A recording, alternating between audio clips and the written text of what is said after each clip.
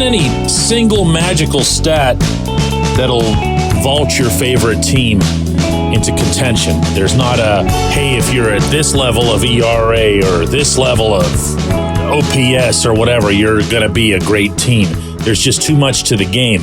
However, some matter more than others. Good morning to you. Good Friday morning. I'm Dejan Kovacevic of DK Pittsburgh Sports.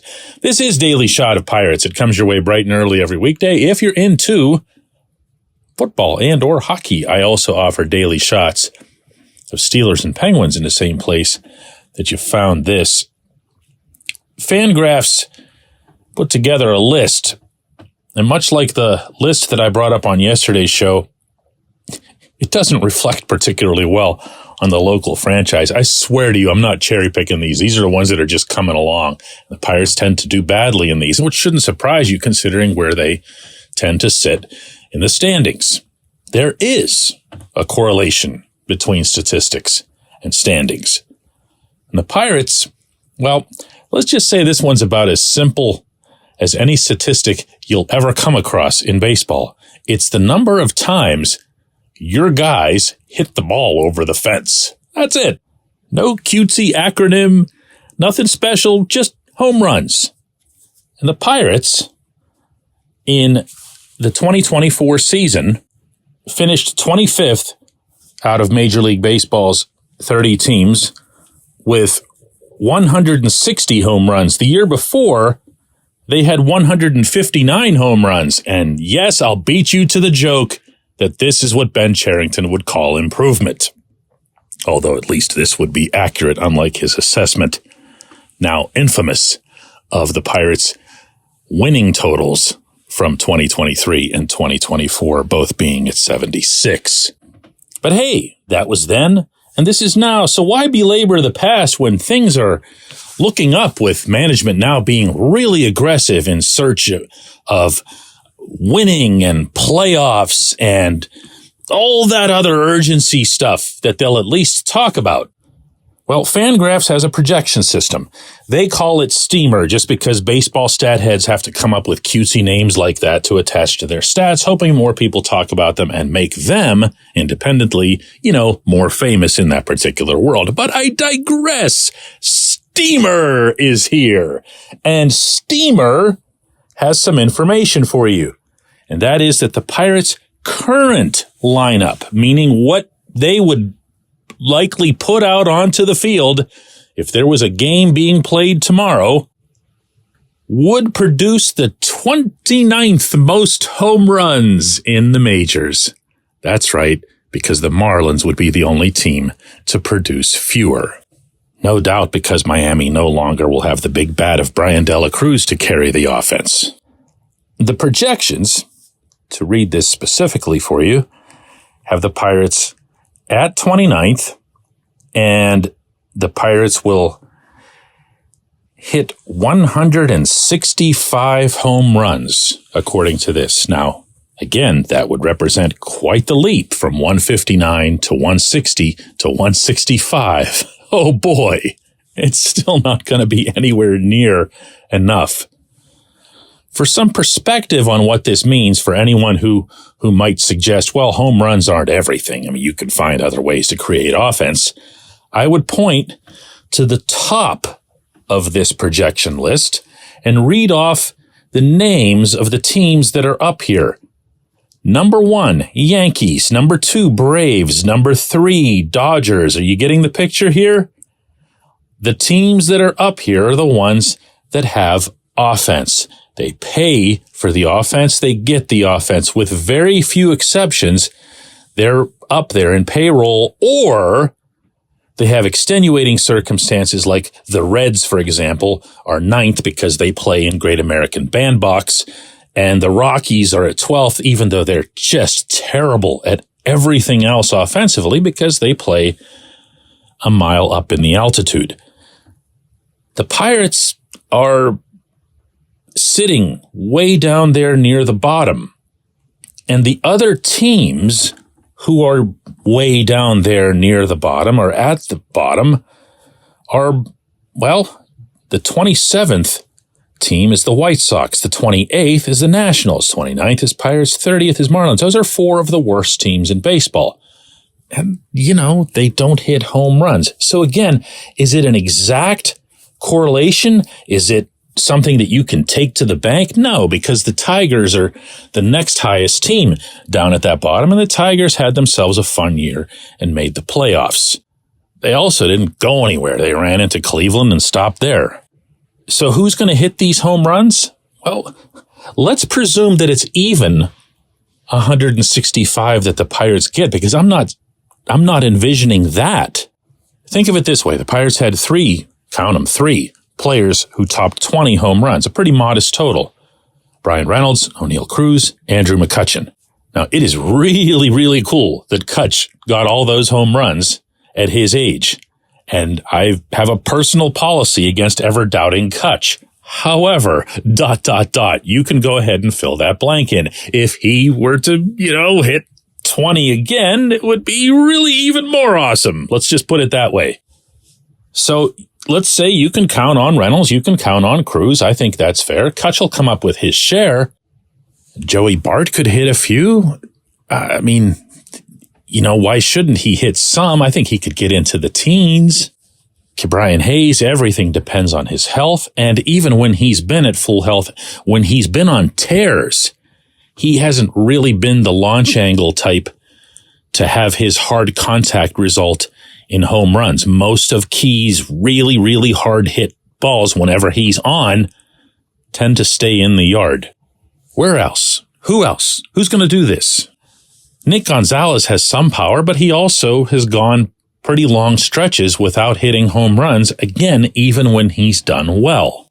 Isaiah Kiner-Falefa, with respect here, is a utility guy being stuck in a starting role at short because they made the decision to move Cruz into the outfield and didn't bother to really replace Cruz. What am I missing here? First base, Spencer Horwitz comes with the known trait of not having much power.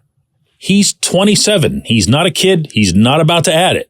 Also, and relevant, he's a platoon guy. The Pirates have brought in, and by the way, gave up a starting pitcher to bring in a platoon first baseman with little power, which means that as disastrous as Rowdy Tellez's first half of the 2024 season was, you at least ended up getting 13 homers out of Rowdy. Who's going to hit those? Oh, wait, I know. It's the right fielder they're never going to acquire. When we come back, J1Q. It's Gun Storage Check Week. Help prevent unwanted access to your firearms. No one wants their unsecured gun to be used in an accident, a suicide, or a crime. Use lockboxes, safes, and locks to secure your firearms. Learn more at gunstoragechek.org. That's gunstoragechek.org. Brought to you by NSSF, the Firearm Industry Trade Association. Abandoned ship, Bob. Sell the team. Are you a Pirates fan who is angry or apathetic about our perennial losing baseball team? Do you feel helpless because you don't know how to make a difference? Well, good news. We have something you can do about it. Join our Sell the Team movement. We're a group of passionate fans voicing our frustration and demanding change through billboard campaigns, press outreach, protests, and involvement at local city government meetings. Go to OurTeamNotHis.com to get involved.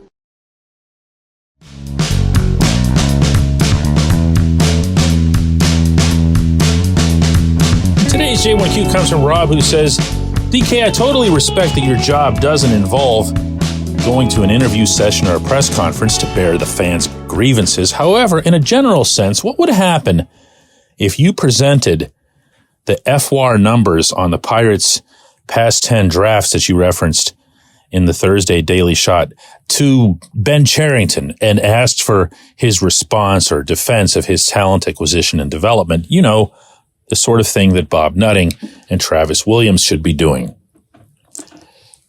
A lot of different things you bring up there, and I'm going to take them one at a time, not necessarily in order, though. The first thing is that I will 100% agree that it should be Nutting and Williams holding Cherington's feet to the fire as opposed to being blown away by whatever it is that he's telling them that has them sold on bringing him back for a 6th year. The job, you say, doesn't involve coming to an interview session or press conferences to bear the fans' grievances.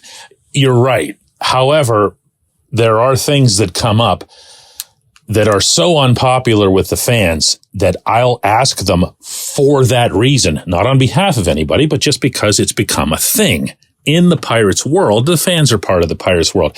I did something like this in Milwaukee,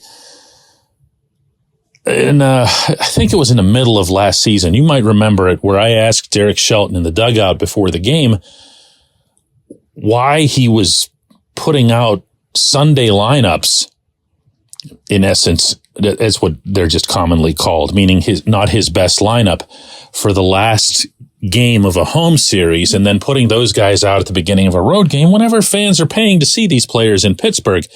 It wasn't the meatiest of questions, but it had become a real thing, and he addressed it by saying bluntly, I thought, it never crossed his mind, and that it might cross his mind in the future.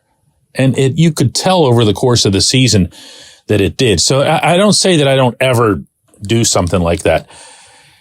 Now, you ask what would happen, and now we're going to get specific, if I asked Cherington about the FWAR numbers for the draft, meaning the quality of the past 10 drafts as rated by their total Fangraphs value.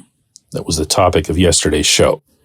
And I can tell you with some confidence that he would come back with something about how the Pirates are always evaluating their own draft performances. They might have different metrics than using FWAR and whatever it is that Fangraphs did, or StatsMuse, the people that put together the 10-year compilation, and that he'd have to dig into that on his own, that they're very happy with, for example, the class of 2020 that has Jared Jones, Nick Gonzalez, Carmen Mlodzinski, and that it's too early for anybody else to be evaluated or any other classes to be evaluated, even though the 2021 class doesn't look good at all.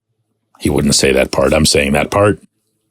And you wouldn't get him being offended. You would get him just going on and on and on about their processes. That's what he loves to talk about. Processes. And I should add here, because this is important, he would never address anything related to his predecessors. He's been completely class in that regard. Never once said, man, I really inherited a bunch of da-da-da-da-da here. I actually don't think he did inherit a bad situation, but he's never come close to suggesting any such thing or making any references to Neil Huntington, Kyle Stark, or any of those guys. So that's the boring answer I'm giving you, because I think it's the boring answer that I would get back.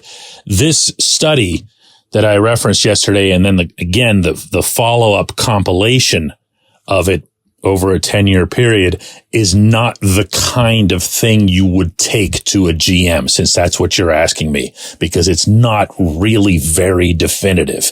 It's a fun talking point. That's why I made it a talking point yesterday, but it's not your big hammer gotcha moment that you take to them and say, look at this, we've nailed you. I appreciate the question. I appreciate everybody listening to Daily Shot of Pirates. We'll be back with another one of these on Monday.